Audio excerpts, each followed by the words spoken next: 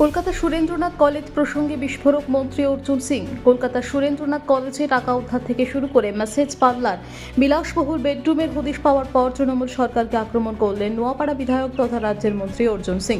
তিনি বলেন, তৃণমূলের ছাত্র ইউনিয়ন ছিল টাকা তোলার মেশিন, আর ছাত্র নেতারা ছিল রেপিস্ট। এরা সরকারি ক্ষমতাকে অপব্যবহার করে অপরাধ করেছে। আগেও বলেছি, ছাত্র ইউনিয়ন মানে মমতা ব্যানার্জি টাকা তোলা মেশিন ছিল, এটিএম ছিল, রেপিস্টদের একটা সমূহ ছিল। তৃণমূল ছাত্র নেতা মানে রেপিস্টদের সমূহ। একটা লোককে আমার এগেনস্টেও দাঁড় করিয়েছিল, সে সভাপতি ছিল। এরা একদম মানে কি বলা যাবে, মানুষের শ্রেণীর মধ্যে এরা পড়ে না।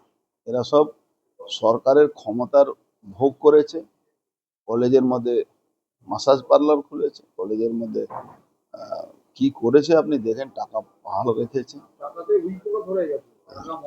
টাকা, মদের বোতল, আর্মস, অ্যামিউনিশন সবই তো আছে।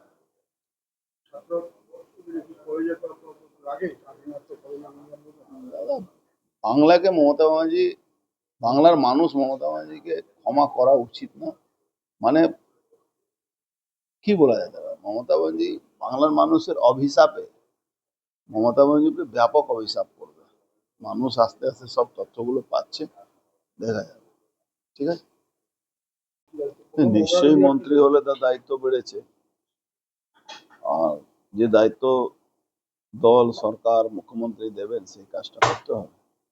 আগেও বলেছি, দল, গভর্নমেন্ট যে যে কাজ আমাকে দিয়ে করাবে সে কাজ আমরা করব।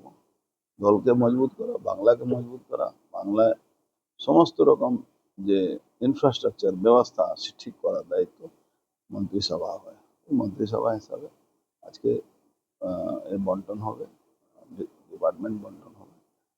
কোন দপ্তর পাওয়ার সম্ভাবনা রয়েছে? সেটা ওইসব সম্ভাবনার উপরে আমি চলি না। যেটা ফ্যাক্ট সেটা ফ্যাক্ট, যেটা সামনে আসবে সেটা দেখা যাবে। আনন্দ আর ভালোবাসার দীপ্তিতে গড়া সমুজ্জ্বল পরমা, ঠিক তোমারই মতো। শ্যাম সুন্দর কোম্পানি জুয়েলার্স, আগরতলা, উদয়পুর, ধর্মনগর, কলকাতা।